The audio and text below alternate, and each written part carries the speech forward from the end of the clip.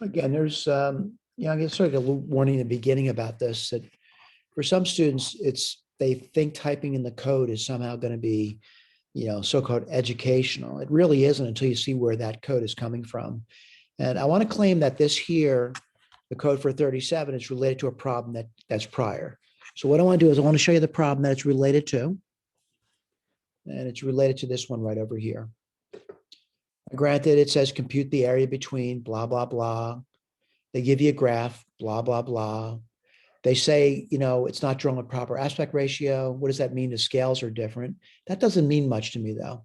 And then it goes on and says the approximate point of intersection are. Well, that's nice to know. I'm seeing those little red dots over here. And again, that's nice to know. But I want to go back to the code, right? I want to go back to the code. And when I go back to the code, I want to look at this over here and wonder how's the code related to this problem over here. Well, one thing they said is a variable x and y in it. I see that. And they tell me equation number one is y to the fifth equals x plus one. Well, it's this first equation here raised to the fifth power. So I raise this to the fifth power, and that's x plus one. Now, someone says, why would you have done that? Well, a couple of reasons. One is it's easy for me to type in. I'd rather do that than type a root in. And the machine has a better ability to deal with powers that are integer than powers that are fractional. So I'm going to do that, right? But the other thing I put down, equation number two, which is x equals 3y minus y squared. So I want to go to my Sage code. Give me 1 second to do so. And I want to, when I type this stuff in already, and just kind of speed it up, I reset, did this over here, equation one, equation two. And then I solved. Now, what's not in the notes, by the way, is what happens when I hit the enter button on the solve. And I want to point out what I'm seeing over here. I'm seeing a bunch of solutions to the problem over here. And let me just go through those with you. All right. And I'm going to say there's a solution right here. That's one.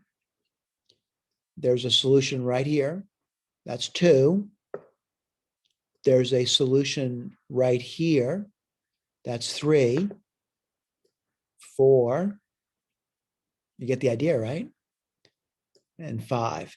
But here's the problem. I'm noticing some of those solutions are complex. So how many real solutions do we get? One. That's one point of intersection. 2 points of intersection.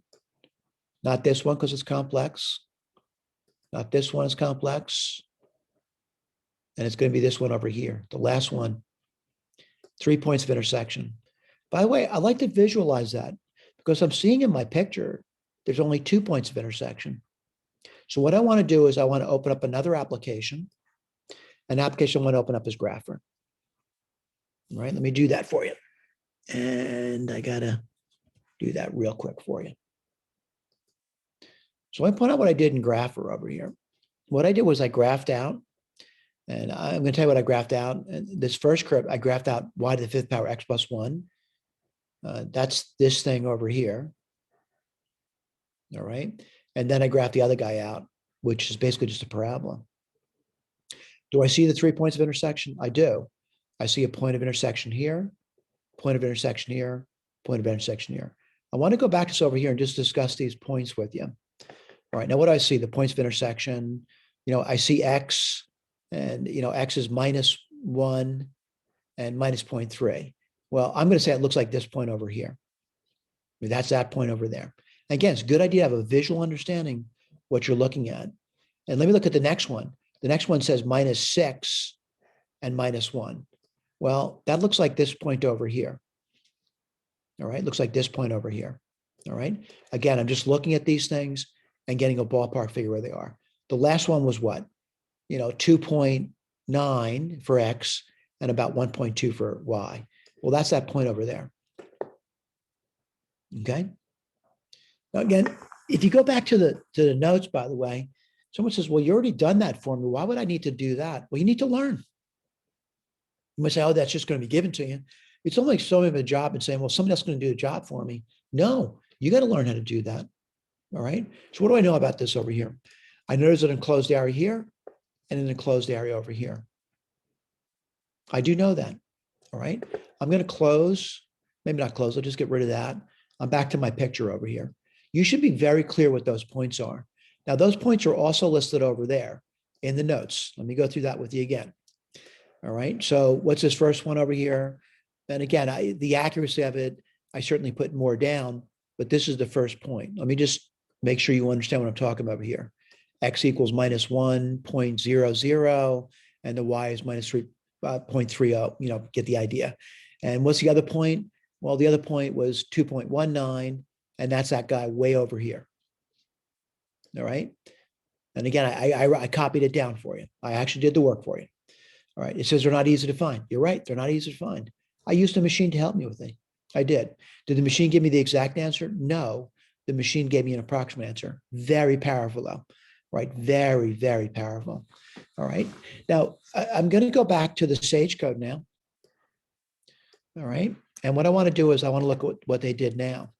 And what they did was they formulated an integration problem. And this is where most students really have trouble, right? How do you integrate that guy? Well, looking at it, what I'm going to claim over here is, kind of looking at it, you got to get your rectangles going. And this will be, we spent time in class doing this. When I say class, whether I'm at the, doing it virtually or in person, it's really the same thing. I'm drawing rectangles. I'm trying to teach you how to do it vertically or horizontally. And I think we've agreed upon that it was best to do this, going along. Well, let's take a look. Let's try to remind ourselves what we did. All right. Let me pull this on the side. And I'm going to remind you what I did over here. I kind of looked at it and I said to myself, if I drew rectangles, and again, what I'm looking at is this over here. I guess the easiest way to do that would be where the differential is along the y-axis. Now, someone says, why is that? Because it's easier for me to solve these equations for x, but not for y. All right, it's easy to solve these equations for x, but not for y. For example, this one over here, solve for x, what do you get? Y fifth minus 1. That's what you get. Y fifth minus 1 would be equal to x. So what we did, we looked at this thing, and if I'm doing it on the y-axis, I'm doing the dy now. And what's the upper thing? It's the parabola. And what's that going to be? Well, the upper would be 3y minus y squared. That's written right over here, minus the lower x value, which would be y fifth minus 1. All right, y fifth minus 1. Well, when you subtract that upper minus lower, what do you get? You get this thing over here, which is a fairly easy integrand. What's difficult, though? The limits of integration. All right. So again, the struggle for a lot of students is getting the integration written down. And we spent time with that. It's bad. Now, granted, the arithmetic's a killer on this problem over here. And that's why I'm going to use a computer to do that. So let me go back to my Sage. And what I'm going to do over there, I'm going to integrate. And let me put this down for you.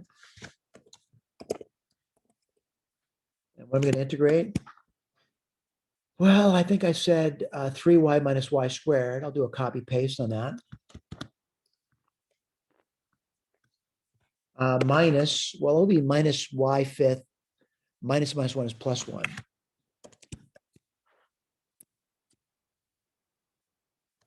And I'm going to integrate along the y's. And here comes my next problem. What's the lower limit? Well, I do want to go back to the picture over here. And the lower limit on the y's is this point over here.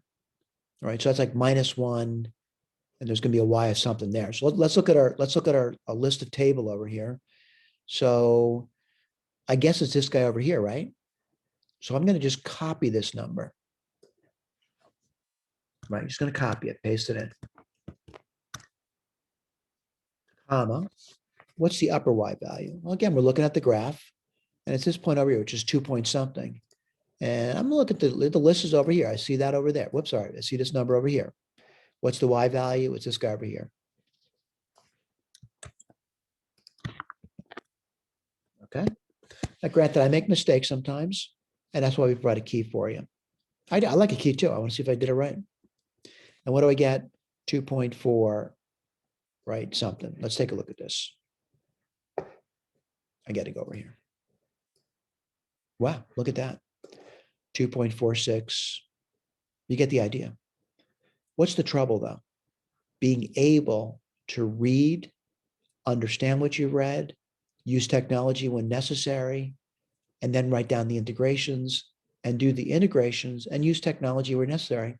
I'll be honest with you, I needed technology in this one. This would have been way too much work for me to do otherwise. All right. Way too much work. Now, granted, when you start, doing problems on your own, we give you problems that, sometimes going to be you're going to need a computer. Sometimes you don't need a computer. I think for the most part, you probably shouldn't be using a computer unless things get really, really tough. All right. Let me get rid of this. I'm done with this. All right. I'm done with it. I'm not going to save that. I'll delete it. And what I want to do is I want to just go back to my Sage again. I'm going to clear this. Remember, clear doesn't get rid of anything except what's on the screen. And I want to look at this and I want to see what this one's doing over here. So this is an implicit plot, right? Implicit plot over here. Give me 1 second. I got to change my cursor. So I want to do an implicit plot. Yep, I'm doing a copy paste. We'll go back over the notes in a second. And I want to do implicit plot. We're assigning that. I'll put this over here. And then I'm going to show it.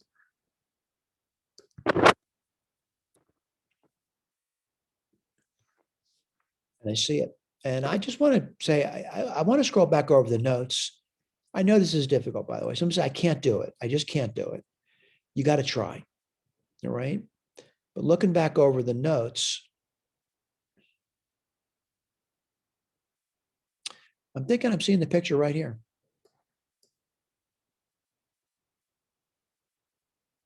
By the way, I like their picture better.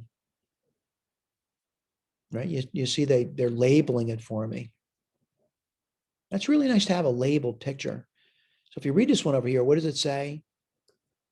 Find the area, and then it gives you the graphs of these things. I just want to go back over to Sage Code with you. And I want to see if I type that in. Let me get rid of this picture. I don't need it anymore. I get a better picture, right? So implicit plot, I did x equals sine y. I did that over there. And I did x equals 1 minus cosine y. Right? I gave it a scale over here. I wouldn't worry so much about that. And then I showed it. And I'm showing the same picture I got over here. But this picture has a lot more detail in it. A lot more detail. Now, what do they want to do with the area between that? So then the question becomes, and again, I want to see if I can do it without looking at the Sage code. They want to get that area. And again, I'm looking at Sage to do it now. So I'm going to say integrate. And again, your ability to formulate this, and you can make mistakes sometimes. And I'm going to say that I want to go, with the dy thing over here. So then the question, if I'm doing the dy, the dy is going to be in this direction over here, right? What's the upper curve? It's going to be this. It's going to be sine y. You can make mistakes. I just want to give you a K. So upper minus lower. So that's -1 minus a minus cosine is plus cosine. Y. We're going to integrate respect to y. And what's my limits for y? Well, I'm looking at it. And I thank God they gave me the number. I don't have to deal with that. I see it. You could do that, of course, yourself. It's a nice number.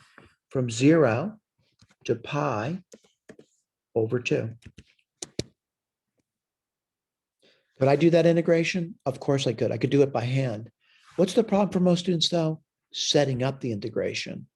That's the problem, or the willingness to do it. All right, let's put that down. And what do you get? 2 minus pi over 2. Let's see if they got that answer. Right there. If you want to approximate it, what are you going to do? Dot n. Let's see if that can handle it. And what do you get? 0.429. That's an approximate number there. All right. So I just, I say for the most part, hopefully you're spending a lot of time studying and you're starting to think about the connection between what you're doing on paper with what you may be doing with Sage to learn Sage. All right. The problems that you're given, though, almost 100% of the time do not require the use of a computer. They don't require it. Why are you learning computer? So when you transfer and you get to upper level courses where things can't be done by hand, you have familiarity with how to use a computer to solve a problem. All right. It's formulating it. That's tough, though. Thank you.